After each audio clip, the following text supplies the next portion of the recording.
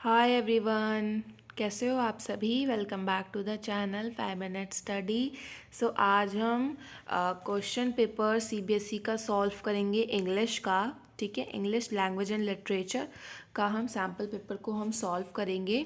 ठीक है, class 10th का। तो वही मैक्सिमम मार्क्स आपको इसमें 40 अलॉटेड हैं। टाइम आपका 2 आवर्स का है। जर्नल इंस्ट्रक्शंस ये हैं कि क्वेश्चन पेपर में जो है 3 सेक्शन है, रीडिंग, राइटिंग, ग्रामर और लिटरेचर। ठीक है, इसमें से क्वेश्चन आपको अटेम्प्ट करनी है हर एक पार्ट में, जो कि हर एक पार्ट में आपको कुछ इंस्ट्रक्शंस दिए गए हैं, उसी के बेस पर आपको क्वेश्चंस को अटेम्प्ट करना है। ठीक है, तो चलिए फटाफट से इसके आंसर्स को हम कर लेते हैं। सो देखिए सेक्शन ए, तो ये वाला जो सेक्शन ए है आपका, इसमें आपके 2 पैसेज हैं। ठीक है, 5-5 मार्क्स के, 5-5 मार्क्स ईच है। और इस पैसेज को आप सेल्फ कर लीजिएगा, क्योंकि कोई पैसेज तो हर कोई कर लेगा, तो इसमें मुझे बताने में कोई ज़रूरत नहीं है, टाइम पास करने की ज़रूरत नहीं है। तो ये पैसेज आप खुद पढ़ के ऐसे अच्छे से सॉल्व कर लीजिएगा। हम जो है हम स्टार्ट करेंगे अपने सेक्शन नंबर बी से। यस, ये रहा अपना सेक्शन नंबर बी। ये अपना सेक्शन नंबर बी है 10 मार्क्स का, 5 मार्क्स ईच। ठीक है, सो इसमें बोला है कि हमें फर्स्ट और सेकंड में से कोई भी एक को अटेम्प्ट करना है। तो देख लेते हैं फर्स्ट और सेकंड क्या है हमारे।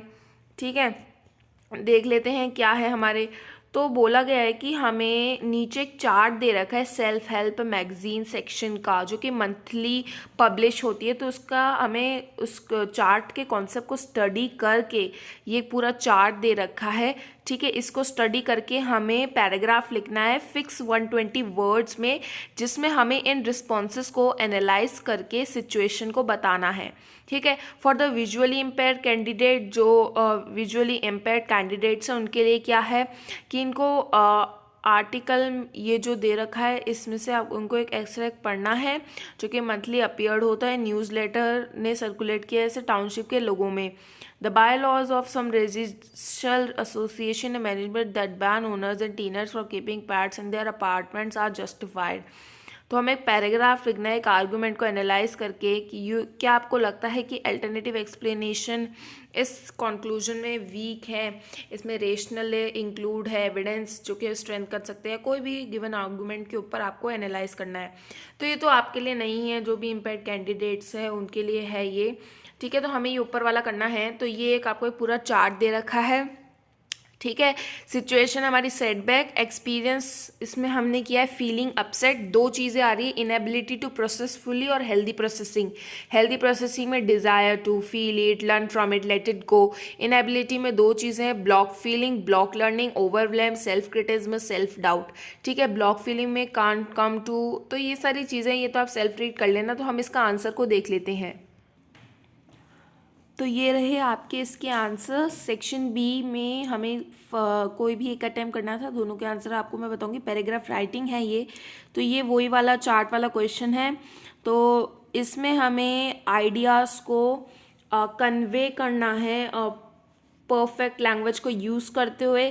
ठीक है, समझ में आया। हमें कंटेंट को इस तरीके से ऑर्गेनाइज करना है, स्ट्रक्चर को, आइडियाज़ को इस तरीके से स्ट्रक्चर करना है जो कि लॉजिकली, सिक्वेंशली और कोहेसिवली एकदम परफेक्ट हो। वोकैबुलरी का हमें परफेक्ट यूज़ करना है। स्ट्रक्चर, सेंटेंस के स्ट्रक्चर एकदम परफेक्ट होना चाहिए, कंटेंट और कॉन्टेक्स्ट से मैच होना चाहिए। फंक्शनल लैंग्वेज का यूज़ होना चाहिए ताकि कंपैरिजन, कॉन्ट्रास्ट, कंक्लूजन ये सारी चीज़ें शो हों। अब गाइडेंस कि आप किस तरीके से इस चीज़ को कर सकते हैं, तो वो ये दे रखे कि किस तरीके से आप ये पैराग्राफ लिख सकते हैं। सो avoid 3 marks for content, 3 marks का कंटेंट होना चाहिए आपका। ठीक है, तो किस तरीके से होना चाहिए वो आपका ये रहा। ठीक है, 3 मार्क्स का आपका जो है ये कंटेंट होना चाहिए। तो कंटेंट में आप ये लिख सकते हैं क्या कि जो भी सेटबैक्स हैं वो setbacks often leave one with the feeling of disappointment and sometimes even worse. The concept chart given below displace 2 ways to handle setbacks for the better or for the worse. There are 2 ways processing setbacks, healthy and unhealthy. ठीक है, इस तरीके से आप इसका content लिख सकते हैं 3 मार्क्स का। ठीक है, 2 पॉइंट आप कोई भी कॉन्ट्रास्ट या कंपैरिजन लिख सकते हैं एविडेंस के साथ, तो उसमें आपको 2 नंबर मिल जाएंगे। कैसे? ठीक है, ये देखिए इस तरीके से आप लिख सकते हैं इधर।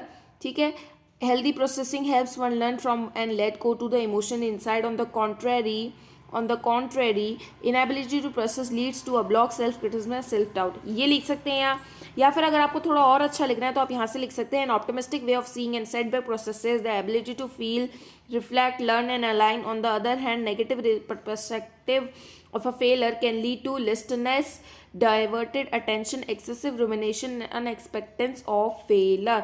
देखो सबसे ज़्यादा एकदम परफेक्ट लैंग्वेज का यूज़ हुआ है इस वाले ए में, तो अगर ये आ जाए तो आप ये वाली लैंग्वेज को इस तरीके से यूज़ करेंगे पैराग्राफ राइटिंग में। ठीक है, नीचे टेक्स्ट को कंक्लूड करके टॉपिक, सेंटेंस का कंटेंट, ये सारी चीज़ें रेशनलाइजिंग करने, ये सारी की सारी चीज़ें आपको हाफ मार्क्स में मिलेंगी। ठीक है, तो वो उसको आप किस तरीके से लिख सकते हैं, तो उसको आप इस तरीके से लिख सकते हैं that one might want to point to the fact that responding to setback negatively leads to a vicious cycle of undesirable feelings. It is evident that experiencing a setback leads to a feeling of inadequacy and incompetency, along with an unwillingness to accept a situation. Responding to setbacks the positive way is empowering as it leads to success। यहाँ से आप इसे ऐसे लिख सकते हैं। फिर उसके बाद हमें कुछ कॉन्सेप्ट, मैप, मैटर को भी बिना एविडेंस के हमें एनालाइज करना पड़ेगा। ठीक है, तो 2 मार्क्स का हमें ऑर्गेनाइजेशन एक्सप्रेशन हमें लिखना पड़ेगा, उसमें आप इस तरीके से लिख सकते हैं। 1 मार्क का हमें फंक्शनल लैंग्वेज का यूज़ करना है, तो उसमें आप ये सारी चीज़ें लिख सकते हैं। विजुअली इम्पेयर्ड कैंडिडेट्स के लिए ये रहा, यहाँ से आप देख सकते हैं बच्चों। ठीक है, विजुअली इम्पेयर्ड कैंडिडेट्स के लिए ये रहा। आगे चलते हैं, नेक्स्ट सेकंड वाला क्वेश्चन क्या है हमारा। देखिए सेकंड वाला क्वेश्चन भी हमें इसी में दे रखा है, तो हम पढ़ लेते हैं। हमें बोला गया कि हम हैं समीना जावेरी, क्लास 10th वडोदरा गुजरात से। हम इस लोकल लाइब्रेरी नोटिस बोर्ड से हमें ये इन्फॉर्मेशन मिली है। Create your own board game competition, create an educational board game and send it to the teen toggle game private limited 307 Satija building Colaba Mumbai by July 2022। The top 10 winning board game will be featured on our international portal Attractive Scholarship for the winners। यानी कि notice जारी किया है local school की library ने कि एक educational board game बच्चों को बनाना है और उसे उन्हें tin toggle game private limited इस एड्रेस पर भेज देना है जुलाई 2022 तक। तो जो टॉप 10 विनिंग यानी टॉप 10 विनर्स जो होंगे उन्हें इंटरनेशनल पोर्टल में फीचर किया जाएगा और उनके लिए अट्रैक्टिव स्कॉलरशिप भी है। So you wish to participate but require more information. लेकिन अब इसमें बोला गया कि आप इसमें पार्टिसिपेट करना चाहते हैं लेकिन आपको ज़्यादा इन्फॉर्मेशन की ज़रूरत है, तो आपको एक लेटर लिखना है tin toggle game private limited को 120 वर्ड्स में, जिसमें आपको उनके रूल, स्कॉलरशिप डिटेल और डेडलाइन इन सब की इंक्वायरी पूछनी है और ये भी पूछना है कि उनके सोलो और ग्रुप एंट्रीज की क्या स्पेसिफिकेशन है। ठीक है, अब इसमें वैल्यूएबल पॉइंट्स क्या क्या रहेंगे, कंटेंट के 2, एक्सप्रेशन के 2 और एक्यूरेसी के 2। ठीक है, सबसे पहले क्या कि सारे पॉइंट्स इंक्लूडेड होने चाहिए, वेल डेवलप्ड एक्सप्लेनेशन होना चाहिए। ठीक है, रीजनेबल ही होना चाहिए।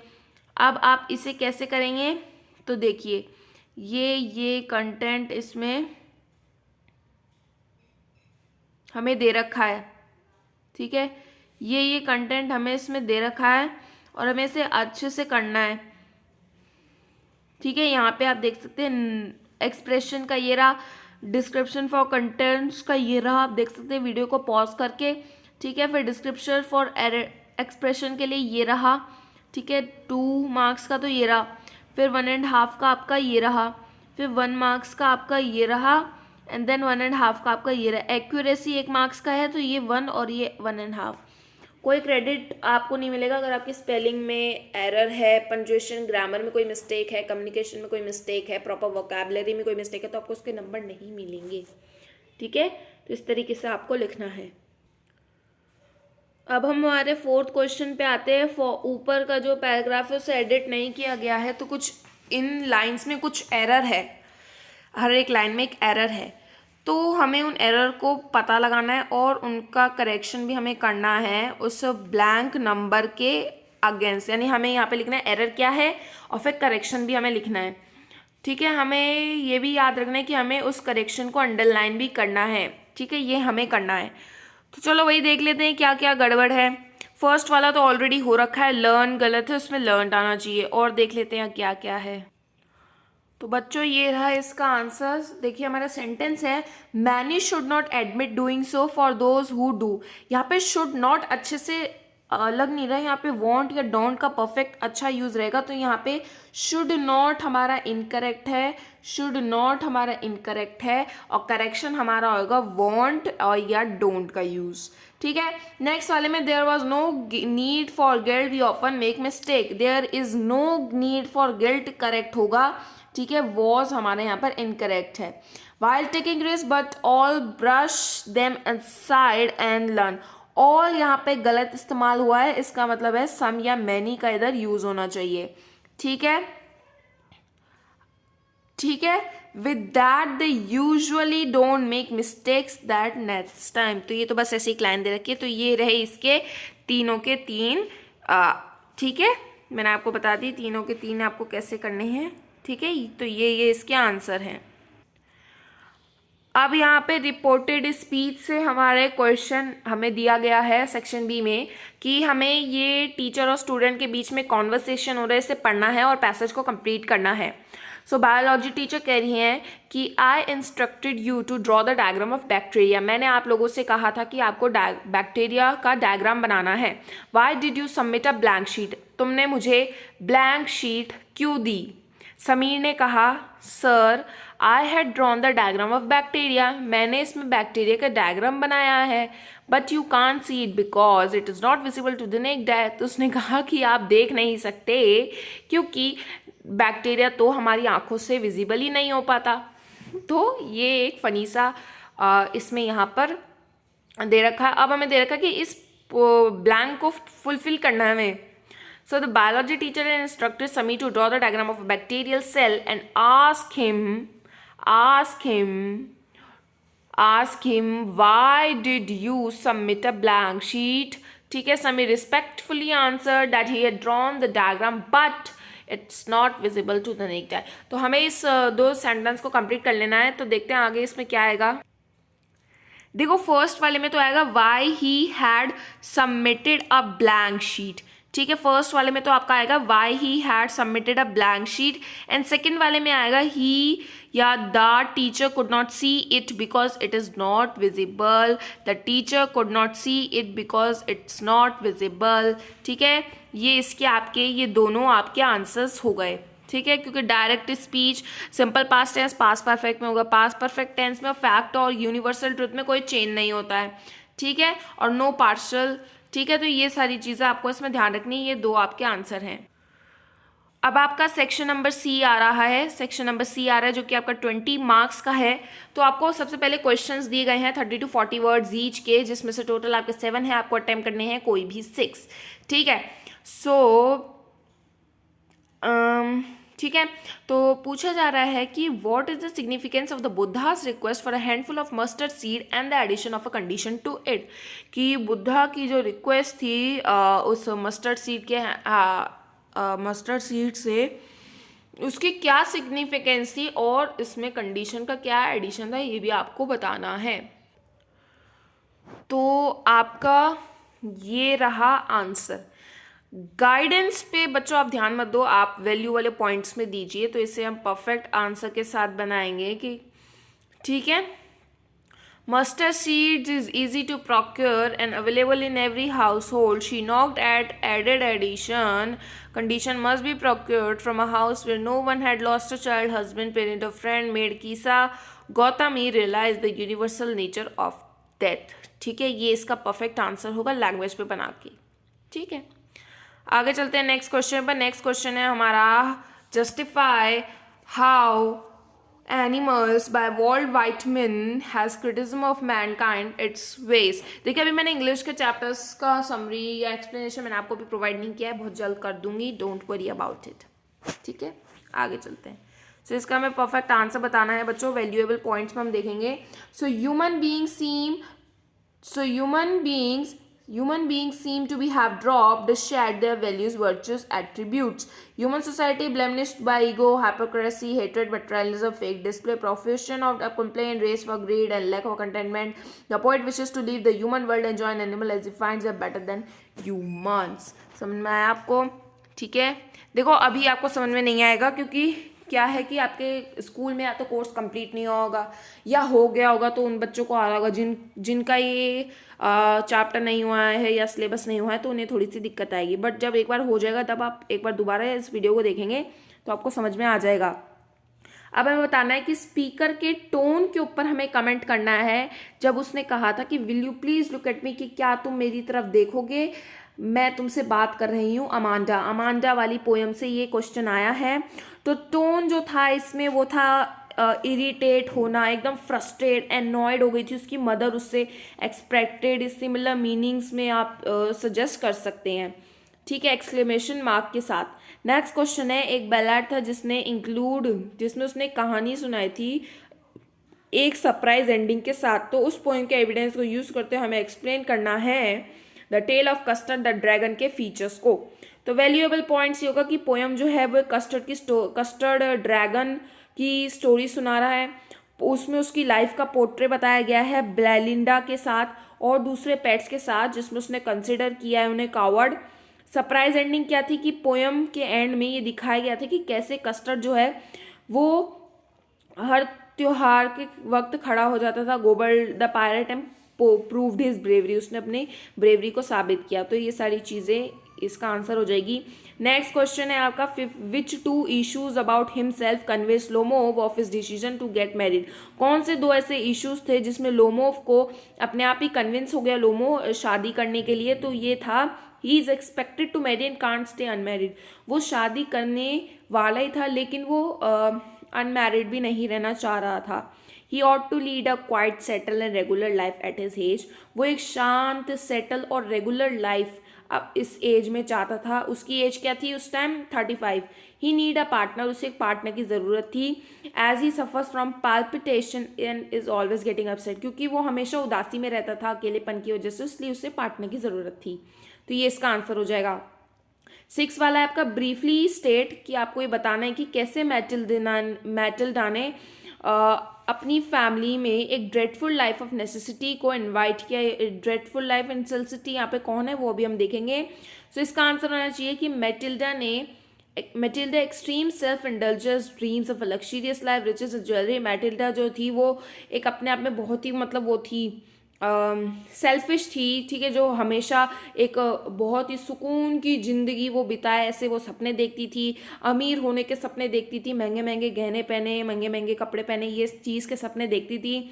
Doesn't pay heed to the advice of wearing natural flowers, borrows the necklace and loses it. उसने जो नेचुरल फ्लावर्स पहन रखे थे उसको भी उसमें पैसे नहीं दिए थे, और नेकलेस उसने वो बोरो किया था वो भी उसने खो दिया। नेकलेस के पैसे चुकाते चुकाते उसने अपनी जिंदगी में सबसे बड़ी गलती कर दी थी, क्योंकि वो एकदम अमीर से एकदम जीरो पे आ गई थी, उसे रोज खर्चा देना पड़ रहा था, ठीक है। नेक्स्ट क्वेश्चन है, the hack driver successfully trap the narrator in his web of words, कि जो हैक ड्राइवर था उसने नरेटर को अपनी बातों के जाल में फंसा लिया था। बताओ क्या था वो। तो अब ये चैप्टर हमने पढ़ा नहीं है, the hack driver footprints without feet में है, इसे पढ़ेंगे हम। सो हैक ड्राइवर एक कन्वर्सेशनलिस्ट थे, चीयरफुल थे, फ्रेंडली थे, ओपन थे, नरेटर के साथ दोस्त बन गए थे, जो कि उन पे बहुत विश्वास करते थे, जो भी वो कहते थे, जो भी वो सुनते थे। नरेटर से उसने पूछा कि तुम पीछे रहो, अपने आप में इंक्वायरी करो, होममेड लंच उसको ऑफर किया, कुछ पैसे ऑफर किए। Be fool and outwit the narrator in the voice of help, ठीक है। अब हमारे